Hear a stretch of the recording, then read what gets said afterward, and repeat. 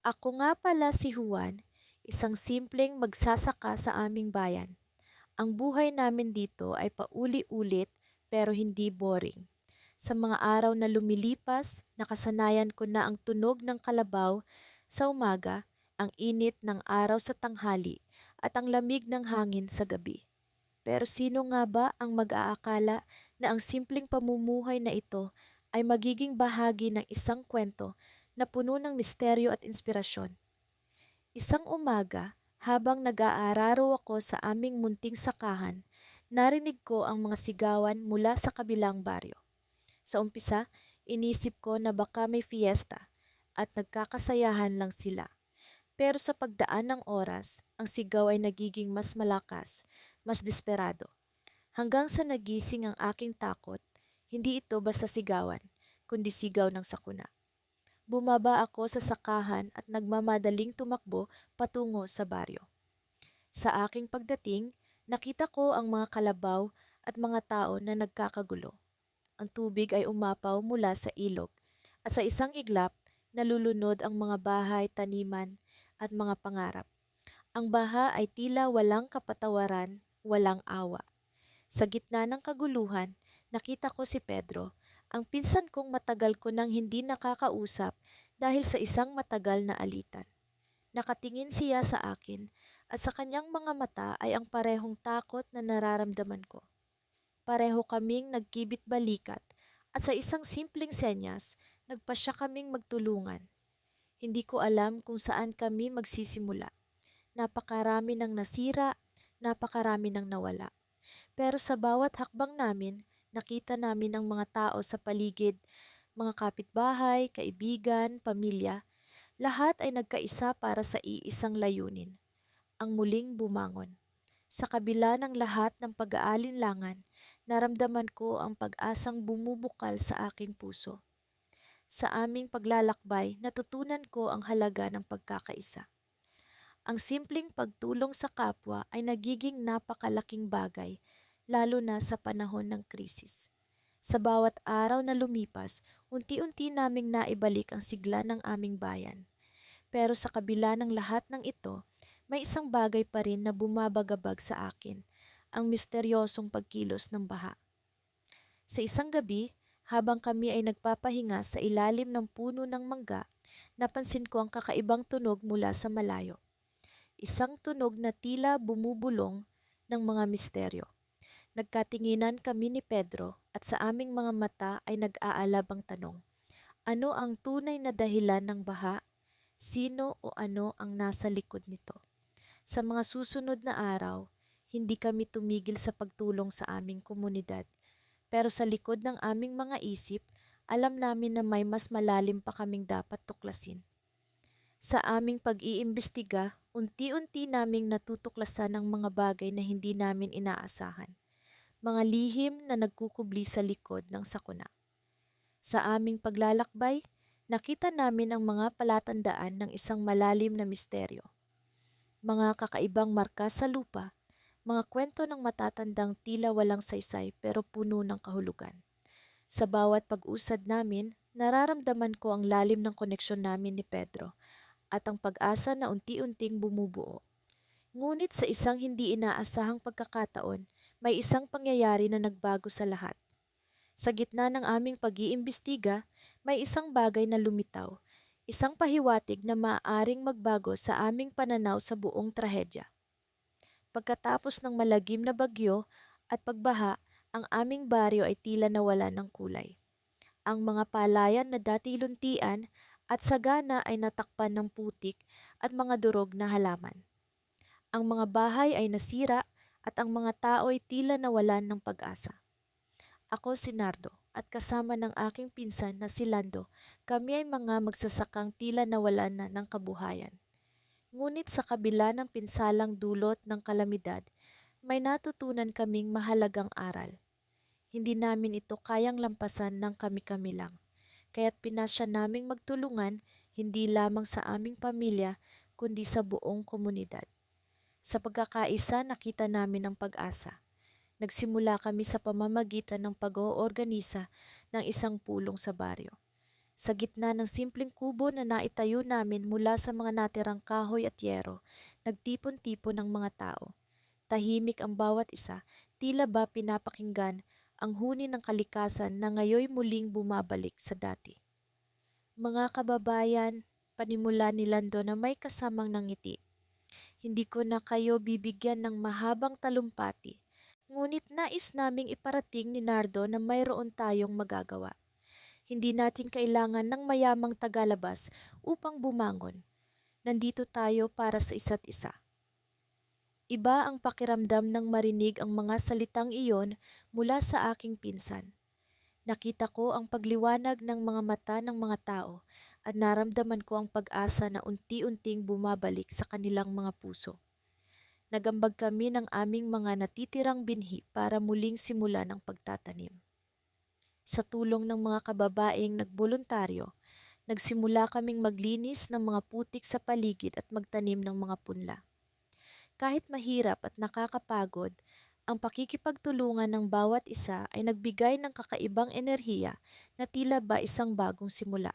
Hindi nagtagal, ang mga kabataan ay nag-organisa ng mga palaro at mga gawaing pampalakasan upang muling buhayin ang sigla ng komunidad.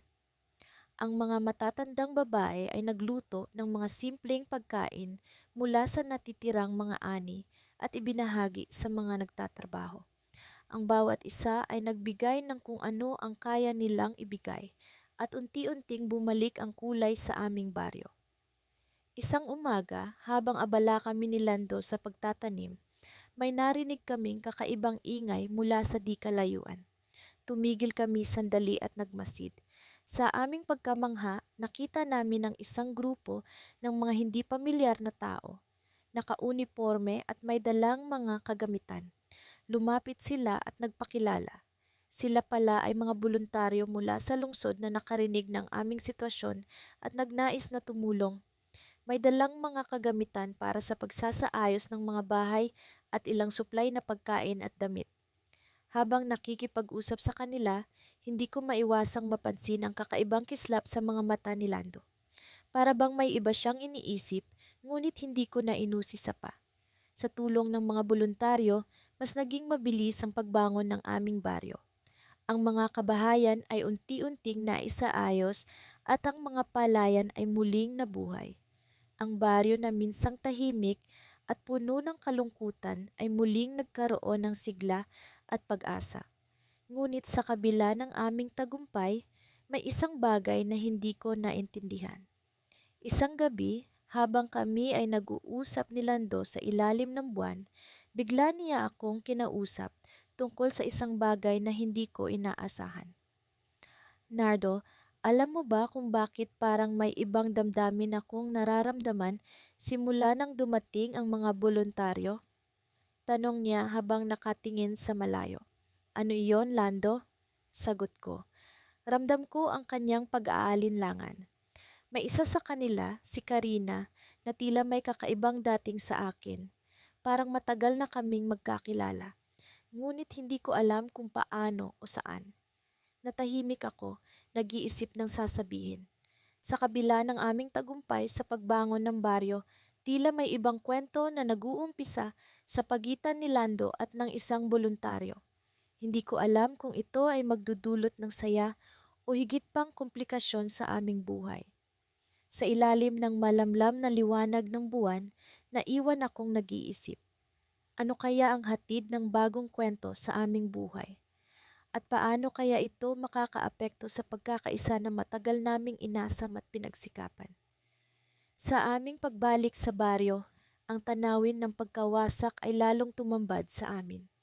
Ang mga putik at basura ay tila mga balakid na humahadlang sa muling pagbangon ng aming komunidad. Ang mga kabahayan ay nakalugmok at ang mga taniman ay puno ng putik at mga natumbang puno. Ngunit sa kabila ng lahat ng ito, nakaramdam kami ng kakaibang pag-asa. Alam naming hindi kami nag-iisa sa laban na ito. Kami ay magkasama at sa aming pagkakaisa may lakas kaming bumangon. Ako si Juan, isang magsasaka at kasama ko ang aking pinsan na si Pedro. Mula sa aming pagkabata, kami ay naging magkaagapay sa lahat ng bagay. Kahit magkaiba ang aming personalidad, ako'y mas tahimik at mapanlikha, samantalang si Pedro ay palakaibigan at masigla. Natutunan naming umayon sa isa't isa. At sa krisis na ito, alam naming kailangan naming pagsamahin ang aming mga kakayahan para sa bayan. Sinimulan namin ang ating misyon sa pamamagitan ng pag-aayos ng mga kalsada. Si Pedro, gamit ang kanyang masigla at nakakahawang enerhiya, ay nanguna sa pag-organisa ng mga boluntaryo mula sa baryo. Juan, tingnan mo to, sabi ni Pedro habang nagpapakita ng isang simpleng plano ng muling pagbuo ng mga kalsada. Kailangan nating gawing madali para sa mga tao ang makabalik sa kanilang mga tahanan. Ang aming unang hakbang ay ang pag-aalis ng mga nakaharang sa kalsada. Nagtulungan kami kasama ang mga boluntaryo sa paglipat ng mga bato, sanga at anumang hadlang na nakaharang sa daan. Sa oras na iyon, naramdaman ko ang tibay ng aming pagkakaisa. Bawat pagod at pagtagaktak ng pawis ay nagbubunga ng pag-asa. Habang abala kami sa pag-aayos ng kalsada, nakita ko ang isang grupo ng kabataang nag-aalok ng kanilang tulong sa paglilinis ng mga putik sa taniman. Juan, Pedro, kami rin ay tutulong. Sigaw ng isa sa kanila, ang batang si Miguel. Dahil dito, nagkaroon kami ng inspirasyon na palawakin ang aming mga plano. Ang mga kabataan ay nagsimula ng masigasig na paglilinis at ang kanilang enerhiya ay tila nagbibigay liwanag sa madilim na araw na iyon. Sa gitna ng aming trabaho, naisipan namin ni Pedro na hindi lamang pisikal na muling pagbangon ang kailangan namin. Kailangan din namin ng emosyonal na suportahan ang aming komunidad. Sa gabing iyon, nag-organisa kami ng isang maliit na pagtitipon sa plaza. Nagsimula kami ng simpleng kwentuhan at pagpapalitan ng mga ideya kung paano pa namin mapapabuti ang kalagayan ng baryo. Dito namin nadama ang lakas ng pagkakaisa. Bawat isa ay may kanya-kanyang kwento ng pag-asa. Habang nagkukumpulan kami sa paligid ng mga siga, ibinahagi ni Pedro ang kanyang karanasan sa pagsagip sa isang pamilya mula sa rumaragasang tubig. Hindi ko alam kung saan ko nakuha ang lakas na iyon, sabi niya, pero sa tingin ko, ito'y dahil alam kong kailangan nila ako. Ang kwento ni Pedro ay nagbigay inspirasyon sa marami sa amin. Napagtanto ko na ang bawat isa sa amin ay may kanya-kanyang kwento ng tapang at pagkakaisa. Ang mga simpleng salaysay na ito ay nagtulak sa bawat isa na magpatuloy at magsikap sa kabila ng hirap. Ngunit sa kalagitnaan ng pagtitipon, isang matandang babae, si Lola Maria, ang lumapit at nagbigay ng isang kakaibang babala. Mag-iingat kayo, mga anak, sabi niya. Ang tubig ay maaaring bumalik ng mas malakas. Ang kanyang mga mata ay puno ng pag-aalala at bagamat tila walang katotohanan ang kanyang sinasabi, hindi namin ito binaliwala. Nagsimula kaming maghanda para sa anumang posibilidad. Sa huling bahagi ng gabi, habang kami ni Pedro ay nag-uusap, biglang lumitaw ang isang batang lalaki na tila may daladalang mahalagang balita. Juan, Pedro, may nakita akong kakaiba sa ilog, sabi ng batang si Andres. Parang may gumagalaw na malaking bagay sa ilalim ng tubig. Ang aming mga puso ay bumilis ang tibok. Ano kaya ang misteryosong bagay na iyon? Nagdesisyon kami ni Pedro na alamin kung ano ang maaaring maging banta sa aming komunidad. Ang gabi ay tila nagbigay ng hamon na hindi namin inaasahan at sa pagsapit ng umaga, kami ay nagpasya na hanapin ang sagot sa misteryosong bagay sa ilog. Ang hamon sa amin ngayon ay higit pa sa pisikal na pagbangon. Ang mga katanungan ay bumabalot sa aming isipan. At sa pagsapit ng umaga, kami ay haharap sa bagong pagsubok na hindi lamang ang aming kakayahan kundi pati na rin ang aming pagkakaisa ang susubukin. Ano kaya ang lihim na nakatago sa ilog?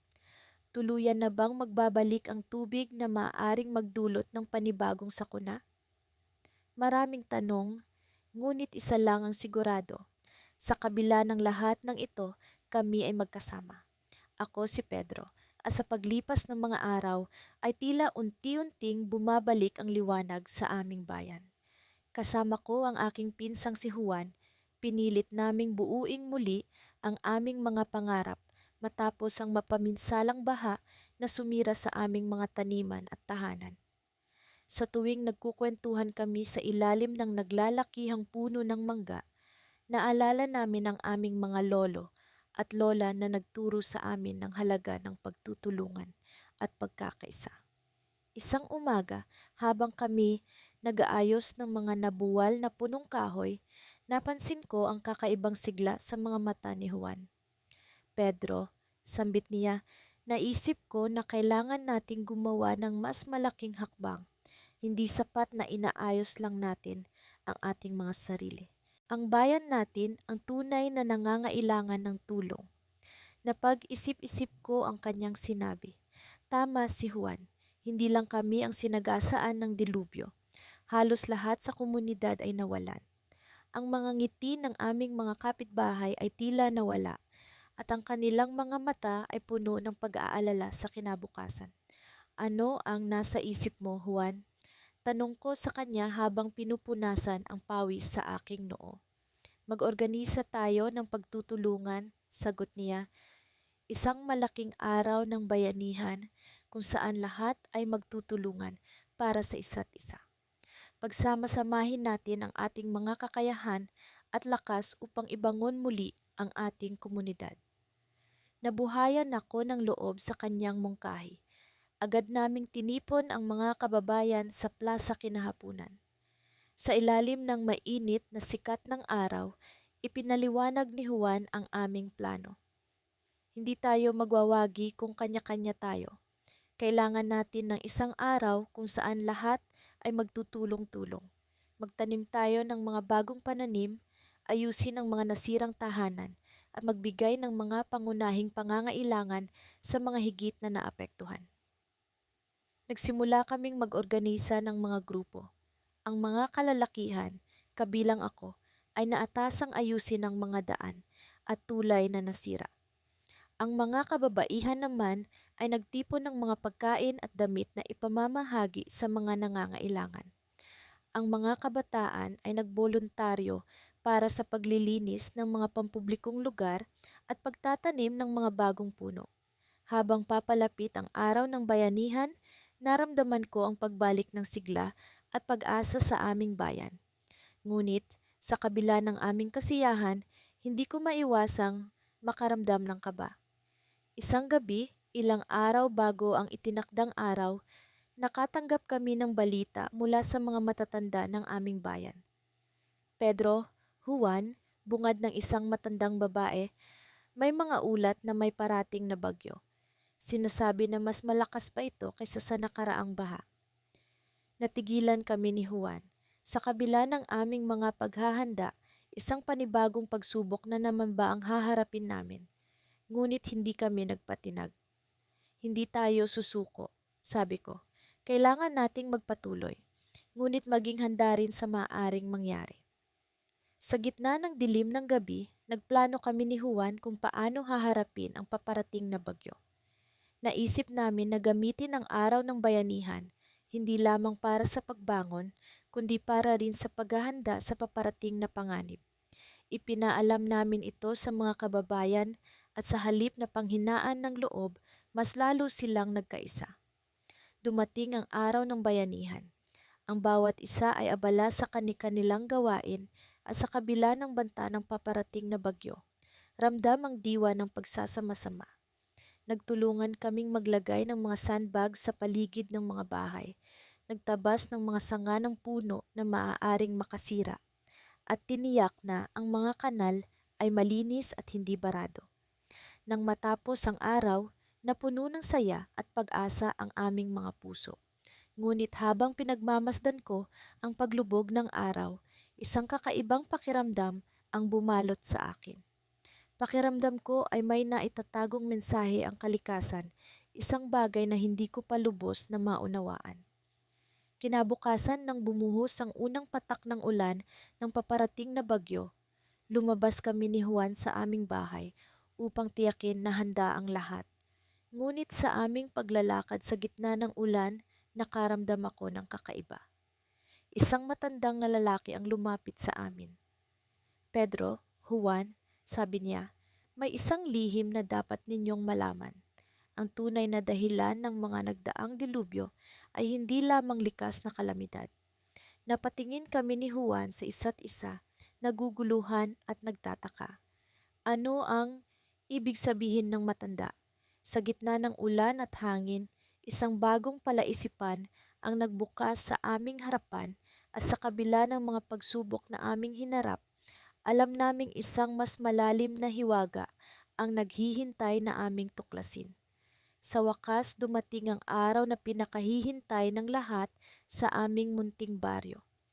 Isang linggo na ang lumipas mula nang rumagasa ang malawakang baha na tila ba'y nagbanta sa aming munting komunidad. Ako si Kaloy at kasama ang aking pinsan na si Lito, kami ay nagdesisyong hindi magpapatalo sa unos na ito.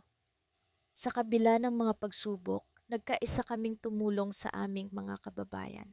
Sa mga nakaraang araw, abala kami sa pag-aayos ng mga nasirang taniman, nagkukumpuni ng mga bahay at nag-aabot ng kamay sa mga nangangailangan. Bagaman kapwa kami mga magsasaka, alam naming higit pa sa pag-aararo ng lupa ang aming tungkulin ngayon. Ang aming baryo ay tila isang malaking palayan na nangangailangan ng masusing pag-aalaga upang bumangon muli at umusbong sa kabila ng pinsalang dulot ng kalikasan. Sa umagang ito, nagtipon-tipon ang mga taga-baryo sa ilalim ng malaking puno ng mangga sa gitna ng plaza. Isang pulong bayan ang naganap at si Kapitan Roldan ang nanguna sa pag-uusap. Mga kababayan, aniya, sa kabila ng mga pagsubok, nakita ko ang ating pagkakaisa at pagtutulungan. Salamat kina Kaloy at Lito na naging inspirasyon sa ating lahat. Hindi ko maiwasang mapangiti sa narinig, ngunit alam kong hindi pa tapos ang laban. Ang dami pang kailangang gawin at ang dami pang pangarap na dapat buuin. Matapos ang pulong, lumapit sa akin si Aling Marta, ang matandang kapitbahay na nawalan ng bahay sa baha. Kaloy, Lito, wika niya, salamat at hindi ninyo kami iniwan. Sa inyong pagsisikap, nagkaroon kami ng pag-asa. Sa mga salitang iyon, lalo kaming nagkaroon ng determinasyon. Minsan ang simpleng pasasalamat ay sapat na upang magbigay ng lakas sa isang pagod na puso. Habang kami ni Lito ay naglalakad pa uwi, nag-usap kami tungkol sa susunod na hakbang. Kailangan nating magtanim ng mas marami, sabi ni Lito. Kung magtutulungan ang lahat, mas mabilis tayong makakabangon. Sumang-ayon ako, ang aming taniman ay dapat maging simbolo ng pag-asa. Nagsimula kaming magplano ng isang malaking pagtatanim. Nag-imbita kami ng mga kabataan sa baryo na tumulong sa pagbubungkal ng lupa at siniguradong ang bawat binhi ay maingat na itinanim. Sa bawat hakbang, naramdaman ko ang pagtutulungan, ang koneksyon ng bawat isa sa aming layunin. Habang abala kami sa pagtatanim, napansin kong may kakaibang kinang sa mata ni Lito. May naiisip ako, aniya, paano kung magtayo tayo ng isang maliit na gusali na maaaring pagtaguan sa susunod na sakuna? Isang ligtas na lugar para sa lahat. Napaisip ako, isang magandang ideya ito na maaaring makapagbigay ng seguridad sa aming mga kababayan. Agad kaming nagplano at sa tulong ng mga karpintero sa baryo, sinimulan namin ang proyekto. Ang lahat ay nagbigay ng oras at lakas, ang iba ay nag-ambag ng materyales, at ang ilan naman ay nagboluntaryo ng kanilang husay sa pagtatayo. Abala ang lahat sa pagbuo ng bagong gusali. Sa mga araw na lumipas, nakikita ko ang unti-unting pagbabago sa baryo. Ang mga dating nag-aalala ay unti-unti nang bumabalik ang saya sa mga mata. Ang dating mga sirang tahanan ay muling naitatayo. Ang mga taniman ay nagsisimula ng magbigay ng ani at ang mga kabataan ay muling naglalaro sa labas. Isang gabi, matapos ang isang mahaba at nakakapagod na araw ng pagtatrabaho, nagtipon-tipon kami ni Lito sa ilalim ng mga bituin. Kaloy, sabi ni Lito. Sa tingin mo ba, kaya natin itong gawin mag-isa? Ngumiti ako. Hindi tayo kailanman nag-iisa, Lito. Andiyan ang ating mga kababayan, ang ating pamilya, at ang ating mga kaibigan. Ang mahalaga, nagkasundo tayong tumulong. Ngunit sa gitna ng aming pag-uusap, may narinig kaming kakaibang tunog mula sa gubat sa likod ng baryo. Isang tunog na tila humihingi ng tulong. Agad naming tinungo ang pinanggalingan ng tunog, dala ang mga flashlight at ang aming determinasyon. Ang mga puno ay tila may sinasabi at ang hangin ay nagdala ng kakaibang lamig. Hindi ito isang ordinaryong tunog, bulong ni Lito. Parang may mas malalim pa itong kahulugan. Habang papalapit kami sa pinanggagalingan ng tunog, bigla kaming tumigil. Sa harap namin ay ang isang matandang puno, tila ba'y may mga ugat na nakabukas at sa ilalim nito ay isang bagay na hindi namin inaasahan. Isang mapanganib na lihim na matagal nang nakatago sa ilalim ng aming bayan. Ang liwanag ng aming flashlight ay sumindi sa isang bagay na nagbigay sa amin ng labis na kakabahan. Ano ang nangyayari? Ano ang lihim na ito na matagal nang nakatago? Sa oras na iyon, alam kong ang aming misyon ay hindi lamang para sa bayan. Isa itong pagkakataon upang tuklasin ang isang katotohanang matagal nang nakabaon sa aming lupa. Sa ilalim ng mapusyaw na liwanag ng buwan, naglalakad kami ni Carlos sa tabi ng ilog na minsang nagbanta sa aming komunidad. Ang hangin ay malamig, ngunit ang init ng aming determinasyon ang nagpatuloy sa amin. Matapos ang masalimuot na baha, nagpasya kaming magtulungan upang muling buuin ang aming bayan. Ang aming mga pangarap ay tila nawasak, ngunit sa aming pagkakaisa, natutunan namin na ang mga pangarap ay maaari ring mag-ugat sa mga pagsubok. Alam mo, Benito, wika ni Carlos habang tinutulungan akong buhatin ang isang kahoy na maaaring gawing tulay. Hindi ko inakala na ang ganitong sakuna ang magbubukas ng pintuan para sa pagbabagong ito.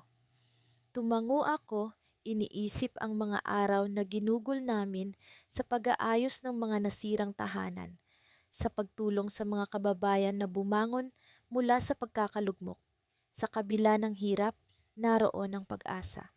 At sa gitna ng lahat ng ito, naroon din ang pagkakaibigan at pagkakaisa na hindi namin lubos na inaasahan. Ang bayan natin, sabi ko, ay tila isang lupaing tigang, ngunit ngayon, unti-unting bumabalik ang sigla. Parang sa ating mga tanim, kailangan lang ng tamang pangangalaga at pagmamahal para muling yumabong. Patuloy kaming naglakad, tinatamad ng ilog na ngayon ay tahimik na. Ang aming mga hakbang ay tila musika sa gabi. Bawat tunog ay paalala ng aming misyon. Sa aming paglalakbay, napansin namin ang isang bagay na kumikinang sa gilid ng ilog. Agad naming nilapitan ito, puno ng pag-usisa. Benito, ano yan? Tanong ni Carlos. Ang kanyang mga mata ay punong-puno ng kuryosidad. Lumuhod kami at sa aming harapan ay isang lumang kahon na tila itinago ng panahon mismo. Ang kahon ay may mga ukit na hindi pangkaraniwan at kahit sa dilim, kita ang mga intricate na disenyo na tila may kwento. Binuksan namin ito at sa loob ay naroon ang mga lumang dokumento, mga mapa at isang maliit na journal. Habang binabasa ang journal, nalaman namin na ito ay pag-aari ng isang dating leader ng komunidad, isang taong naglaan ng kanyang buhay sa pagsulong ng aming bayan. Nagsalaysay ito ng mga plano para sa pag-unlad ng bayan, mga ideya na tila makabago kahit sa aming panahon. Nakasaad din ang mga plano para sa isang proyekto na magbibigay ng tulong sa mga magsasaka sa pamamagitan ng paggamit ng makabagong teknolohiya. Benito, tingnan mo ito, sabi ni Carlos habang itinuturo ang isang pahina na naglalaman ng blueprint ng isang irrigation system na matagal nang napag-usapan ngunit hindi natuloy. Kung maisa sa katuparan ito, hindi na natin kailangan pang mag-alala tuwing darating ang bagyo. Napuno kami ng inspirasyon at pag-asa. Hindi lamang kami nagkaroon ng pagkakataon na muling buuin ang aming bayan, kundi magkaroon ng bagong simula sa pamamagitan ng mga plano ng nakaraan. Ang mga ideya ng leader na iyon ay tila muling nabuhay sa amin at kami ang naging instrumento upang ito ay maisakatuparan. Bukas, sisimulan natin ito, sabi ko puno ng determinasyon. Hindi natin hayaan na ang kanyang mga pangarap ay maglaho kasama ng kanyang panahon. Habang kami ay nag-uusap, biglang may narinig kaming mga yapak mula sa likuran. Kami ay nagulat nang makita ang isang matandang lalaki na nakatayo sa di kalayuan. Ang kanyang mukha ay puno ng misteryo at kagalakan. Ang kanyang presensya ay tila isang bahagi ng kwento na ngayon lang namin nasaksihan. "Sino po kayo?" tanong ni Carlos habang hinahawakan ng kahon na tila isang kayamanan. Ngumiti ang matandang lalaki at sa kanyang tinig ay naroon ang karunungan ng mga taong may malalim na karanasan. "Ako ay bahagi ng inyong nakaraan, ngunit kayo ang hinaharap. Ang kahong iyan ay matagal ko nang iniwan sa ilog, sa pag-asang isang araw ay matutuklasan ito ng mga taong may kakayahan at malasakit sa bayan." Hindi kami makapaniwala sa aming narinig. Ang matandang ito ay tila isang tagapagbantay ng aming pinagmulan, isang koneksyon sa nakaraan na hindi namin inaasahan ngunit lubos na kinakailangan. "Bukas, simulan natin ang ating misyon," wika ng matanda bago siya naglaho sa dilim. Ang kanyang mga yapak ay nawala na parang usok sa hangin. Kami ni Carlos ay nagkatinginan, puno ng pag-asa at inspirasyon. Sa aming mga puso, alam namin na ang aming paglalakbay ay hindi lamang para sa aming sarili, kundi para sa buong komunidad. Ngunit sa likod ng lahat ng ito, naroon ang isang katanungan na hindi namin masagot. Sino ang matandang iyon at bakit siya nagpakita sa amin ngayon? Sa aming mga kaisipan, alam namin na ang sagot ay darating sa tamang panahon. Ngunit sa ngayon, ang aming misyon ay malinaw. Ipagpatuloy ang pangarap na muling bumangon at magkaisa para sa isang mas magandang kinabukasan.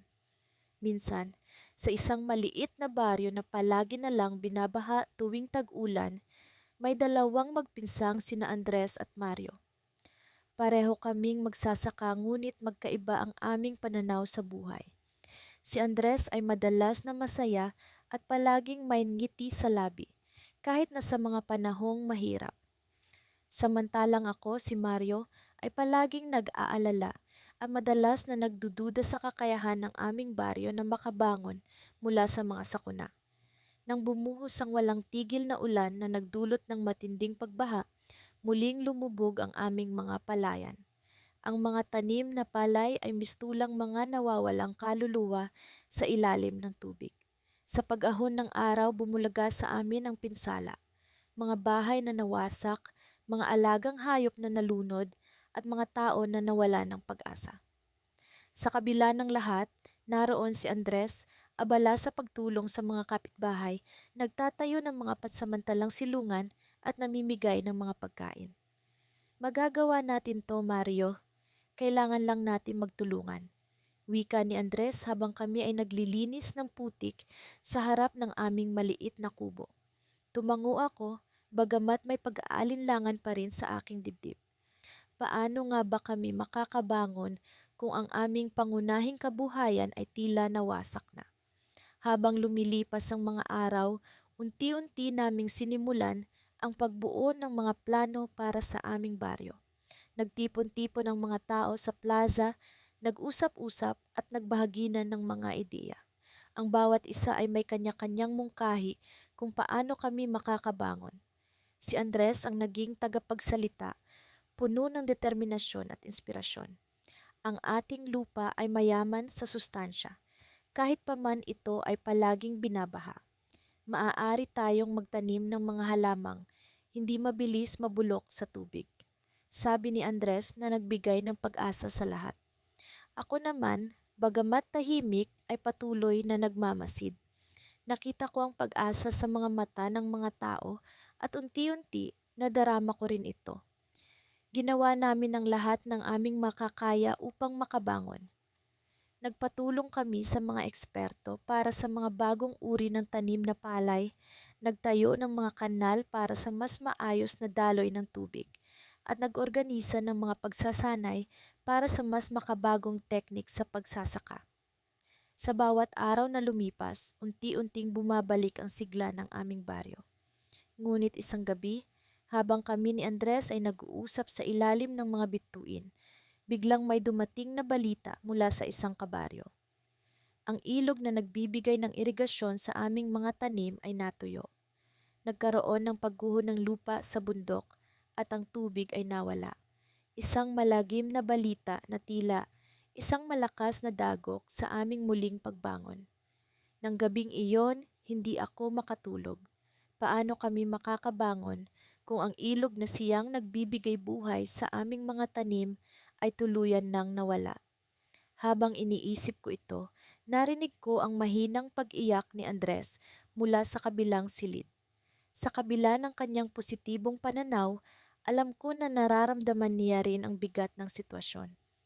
Sa aming pagkakaibigan, minsan, hindi kailangan ng mga salita.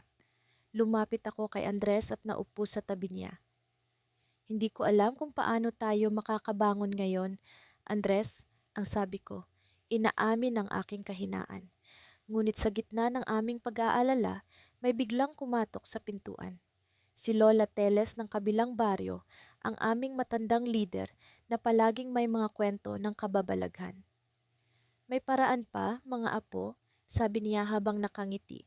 Kung nais ninyong makuha muli ang tubig ng ilog, kailangan ninyong hanapin ang nawawalang bato ng alingawngaw. Tila isang alamat lang ang batong iyon, isang bagay na hindi ko kailanman pinaniwalaan. Ngunit sa kanyang mata, may kakaibang kislap, isang pag-asang hindi ko maipaliwanag. Lumipat ang tingin ko kay Andres na tila ba nakahanap ng bagong liwanag sa kanyang mga mata. Habang nakikinig kami kay Lola Teles, napagtanto ko na ito ang twist na hindi namin inaasahan.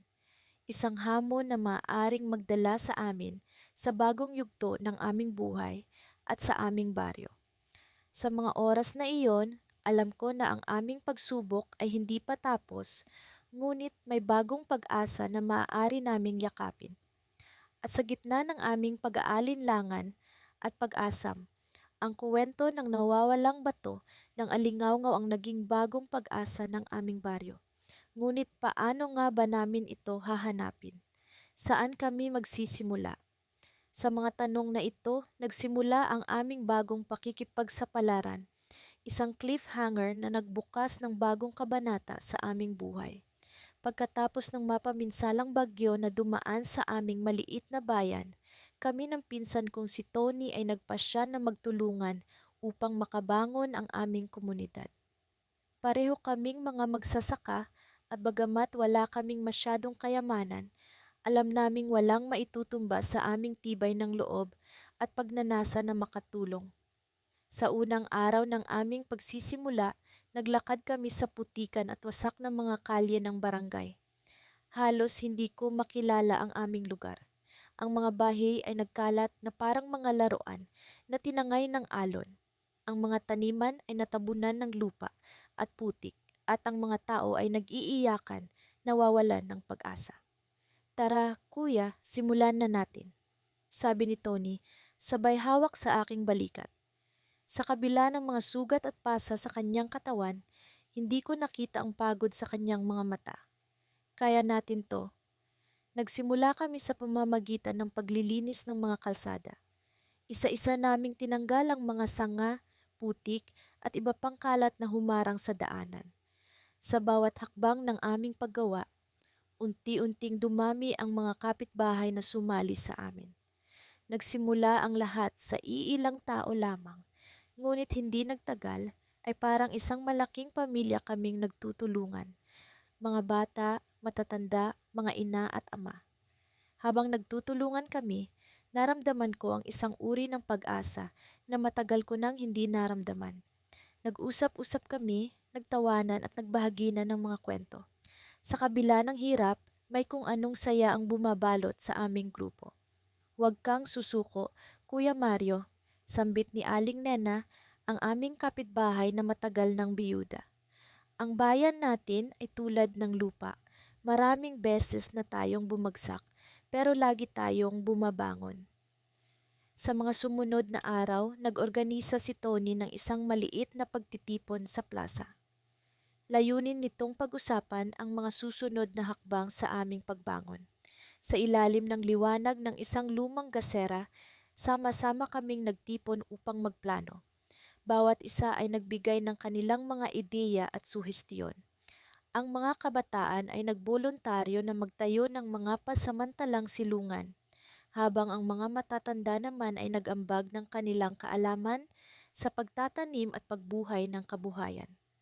Sa kalagitnaan ng aming talakayan, tumayo si Tony at nagbigay ng isang inspiradong talumpati. Ang ating bayan ay tulad ng isang malaking pamilya. Hindi tayo pababayaan ng isa't isa. Sa pamamagitan ng ating pagkakaisa, makakabangon tayo mula sa sakunang ito, sabi niya. Ramdam ko ang init ng kanyang pananalita at nakita ko ang liwanag ng pag-asa sa mga mata ng aming mga kababayan. Ngunit sa likod ng mga ngiti at pag-asa ay may isang bagay na gumugulo sa akin. Isang lihim na hindi ko maibahagi kahit kanino. Hindi pa man dumating ang bagyo, alam kong may problema sa aming lupain. May mga balita akong narinig tungkol sa isang malaking kumpanya na nagbabalak bumili ng lupa sa aming lugar para gawing commercial area. Isang gabi, habang naglalakad pa uwi mula sa pagtitipon, huminto si Tony sa tabi ko. Kuya, may nararamdaman akong kakaiba. Parang may itinatago ka sa akin. Sabi niya, may halong pag-aalala sa kanyang tinig. Napabuntong hininga ako. Tony, may kailangan akong sabihin sa'yo. Habang papalapit na kami sa aming bahay, naramdaman ko ang bigat ng aking kinikimkim na lihim. Kung paano ito makakaapekto sa amin at sa aming komunidad, hindi ko pa alam. Ngunit alam kong kailangan kong maging matatag, hindi lamang para sa aking sarili, kundi para na rin sa aming bayan. Sa aming paglalakad, biglang kumulog at kumidlat sa kalangitan. Isang matinding hangin ang dumaan na tila ba may dalang mensahe. Napatingin kami ni Tony sa isa't isa at sa pagkakataong iyon, alam kong oras na para ilahad ang katotohanan. Ngunit bago ko pa man masabi ang lahat, isang malakas na sigaw ang aming narinig mula sa dulo ng kalsada. Tumakbo kami patungo sa pinagmulan ng ingay at habang papalapit kami, ang tanawin ay nagbigay sa akin ng kaba at pag-aalala. Ang aming bayan, na halos makabangon na, ay muling nasa bingit ng isang panibagong pagsubok. Sa pagdating namin doon, nakita namin ang isang bagay na nagpagulantang sa aming lahat. At sa pagkakataong iyon, napagtanto ko na ang laban ay hindi pa tapos. Ang aming pagsubok ay nagsisimula pa lamang. Nang pumatak ang unang liwanag ng araw mula sa silangan, lumabas ako ng kubo upang masilayan ang kalmado, ngunit malungkot na tanawin ng aming bayan. Ang tubig baha na minsang nagdulot ng takot at pangamba ay unti-unti nang humuhupa. Ngunit ang bakas ng pinsala nito ay nananatili sa bawat sulok. Ang putik ay nagtatakip sa mga daanan. Ang amoy ng basang kahoy at putik ay naglalambong sa hangin. At ang mga ngiti ng mga tao kahit paano ay pilit na bumabalik. Ako si Benoy, isang magsasaka mula pa noong bata pa, at sa kabila ng mga sakunat hirap, ang pag-aararo sa lupa ay isa sa mga bagay na palaging nagbigay sa akin ng lakas. Sa burol kung saan tanaw ang buong baryo, nakatayo ang aking pinsang si Aling Nena na tila nagmumuni-muni habang nakatingin sa mga taniman. Pareho kaming lumaki sa isang simpleng pamumuhay, pero ang aming pagkakaiba sa prinsipyo ay minsang naging hadlang sa pagkakaunawaan. Ito na ang pagkakataon, Benoy, sabi ni Nena habang lumalapit ako. Kailangan nating magkaisa para sa ating bayan. Sa kanyang mga mata, nakita ko ang determinasyon na minsan ko nang hinangaan at sinubukang tularan. Sa kabila ng aming mga alitan noong araw, Ang trahedya ng baha ay tila nagsilbing panggising para sa aming dalawa. Oo, Nena, sagot ko. Ngunit paano natin sisimulan? Ang mga tao'y pagod na at marami ang nawala ng pag-asa. Sumilay ang nangiti sa kanyang labi, isang nangiti na puno ng pag-asa at lakas. Magsimula tayo sa maliit. Ang ating mga taniman ay kailangang muling buhayin at ito ang magiging simbolo ng pagbangon ng bayan. Kung makikita ng mga tao na muli tayong nagsasaka, marahil ay mamumulat rin silang muling bumangon. Nagumpisa kaming maglinis sa paligid, tinulungan ng ilang kababayan na naglakas loob na muling magtrabaho sa lupa. Ang unang pagbungkal sa putikang lupa ay mahirap, ngunit sa bawat hakbang, nararamdaman ko ang pagbabalik ng pag-asa. Sa araw-araw na pag-aalaga sa taniman, unti-unti kaming nakikitang nangumingiti ang mga tao at sa kanilang mga mata ay may sinag ng pag-asa. Ang mga bata ay naglalaro muli sa kalsada. Ang mga matatanda ay abala sa pag-aayos ng kanilang mga tahanan. Ang aming pagkakaisa ay nagsilbing inspirasyon, hindi lamang sa amin kundi sa buong bayan. Ngunit sa likod ng bawat ngiti at pagsisikap, naroon pa rin ang mga tanong na bumabagabag sa aking isipan. Paano kung dumating muli ang baha? Paano kung ang aming pagsisikap ay muling masira ng kalamidad? Isang gabi, habang kami ni Nena ay nakaupo sa ilalim ng punong mangga, tinanong ko siya, Nena, paano kung hindi natin kayang ipaglaban ang bayan sa susunod na sakuna? Tahimik siyang nakatingin sa mga bituin bago siya sumagot. Benoy, wala tayong kapangyarihan na kontrolin ang kalikasan. Ngunit nasa atin ang kapangyarihan sa kung paano tayo tutugon sa mga pagsubok. Ang mahalaga ay hindi tayo sumusuko. Sa mga salitang iyon, naramdaman ko ang bigat ng responsibilidad na unti-unting gumaan. Ang aming pagkakaisa ay hindi lamang para sa pagbawi ng bayan, kundi para sa pagbawi ng aming mga sarili.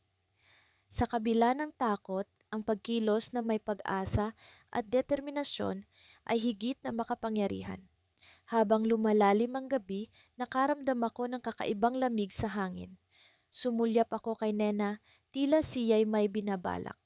Benoy, bigla niyang sabi, may kailangan tayong gawin. May natuklasan akong lumang mapa sa baul ng tatay. Ipinapakita nito ang isang lugar sa kabundukan na hindi pa natin nagagalugad. Napakunot ang noo ko. Anong ibig mong sabihin, Nena? Ito ang maaaring solusyon sa ating takot, sagot niya.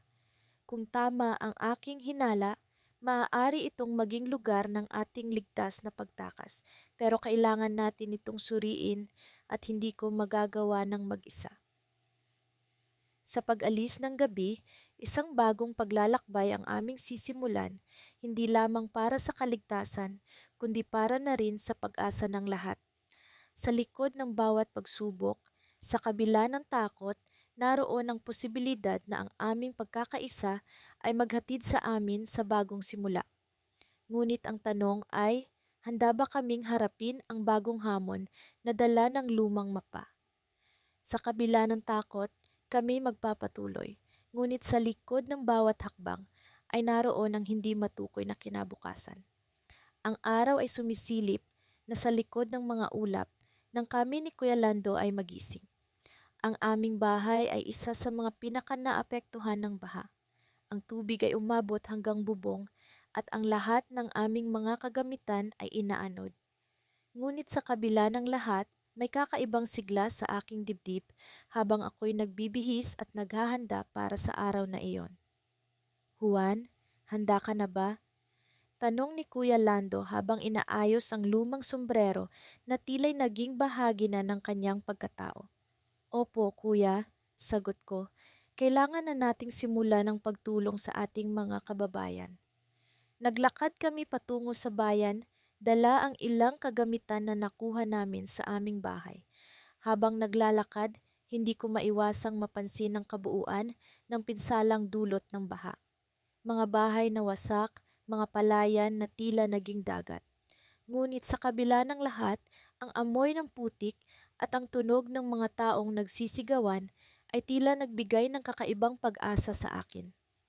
Pagdating namin sa plaza, bumungad sa amin ang mga taong nagkakaisa para sa iisang layunin, ang muling bumangon.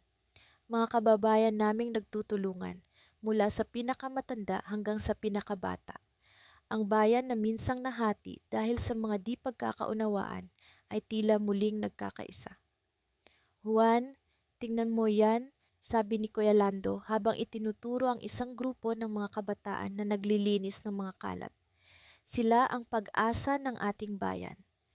Ngumiti ako at naisip ko kung gaano kahalaga ang bawat isa sa amin sa pagbangon ng aming komunidad. Agad kaming sumali sa mga nagtutulungan at nagsimula kami sa paglilipat ng mga sako ng buhangin na gagamitin para sa mga bagong dike. Habang nagtatrabaho, hindi ko maiwasang mapansin ang mga ngiti sa mga mukha ng bawat isa, kahit papagod at puno ng putik. Habang kami abala sa pagtulong, napansin ko ang isang matandang lalaki na nakaupo sa gilid, tila ba walang kakayahang makilahok. Nilapitan ko siya at tinanong, "Lolo, gusto niyo po bang tumulong? Kaya po namin kayong isama." Ngunit ngumiti lang siya at sinabing, "Iho, minsan ang pagtulong ay hindi kailangan ng lakas ng katawan. Ang pagkakaroon ng malasakit sa kapwa ay sapat na." Naisip ko ang mga salitang iyon habang patuloy kaming nagtrabaho. Sa kabila ng lahat ng ito, natutunan ko na ang pagtulong ay hindi nasusukat sa pisikal na gawain kundi sa intensyon at malasakit na mayroon ka para sa iyong kapwa. Nang matapos ang araw, kami ni Kuya Lando ay umuwi sa aming bahay, pagod ngunit puno ng pag-asa. Sa aming pag-uwi, napansin ko ang isang piraso ng papel na inaanod sa tabi ng aming daan. Pinulot ko ito at binasa. "Kuya, tingnan mo ito," sabi ko habang ipinapakita ko sa kanya ang papel na tila'y sulat mula sa isang bata.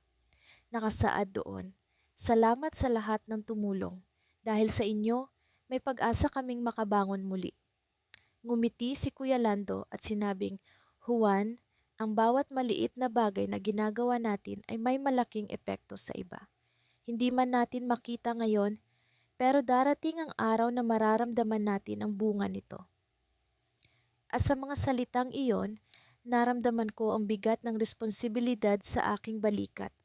Ngunit kasabay nito ay ang pag-asa na dala ng pagkakaisa ng aming bayan. Habang kami papasok na sa aming bahay, biglang bumuhos ang malakas na ulan. Agad naming inisip na baka ito'y magdulot na naman ng baha. Nagmamadali kaming pumasok at sinigurado naming nakasara ang lahat ng bintana at pintuan.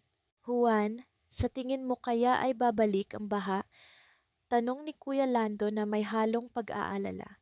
Hindi ko alam ang isasagot, ngunit sa loob-loob ko, umaasa akong kahit anong unos ang dumating, ang aming bayan ay magiging handa dahil sa natutunan naming pagkakaisa. Ngunit sa kabila ng pag-asang ito, hindi ko maiwasang makaramdam ng kaba sa mga susunod na mangyayari. Habang kami nakaupo sa loob ng aming bahay, nakikinig sa pagbuhos ng ulan, biglang may kumatok sa aming pintuan. Sa pag-aakala kong ito'y isang kapitbahay na nangangailangan ng tulong, agad akong tumayo upang pagbuksan. Ngunit sa pagbukas ko ng pinto, bumungad sa akin ang isang hindi inaasahang bisita. Ang taong nakatayo sa harap ko ay may daladalang balita na maaaring makapagpabago sa takbo ng aming buhay at ng aming bayan. Ang kanyang mga mata ay puno ng lungkot at pagkabahala, at sa sandaling iyon, naramdaman kong ang tunay na pagsubok para sa aming bayan ay magsisimula pa lamang. Hindi ko alam kung ano ang mangyayari sa susunod. Ngunit isang bagay ang sigurado. Sa kabila ng lahat, kami ni Kuya Lando ay mananatiling magkasama, handang harapin ang anumang unos na darating sa tulong ng pagkakaibigang binuo ng isang simpleng pagkakaisa.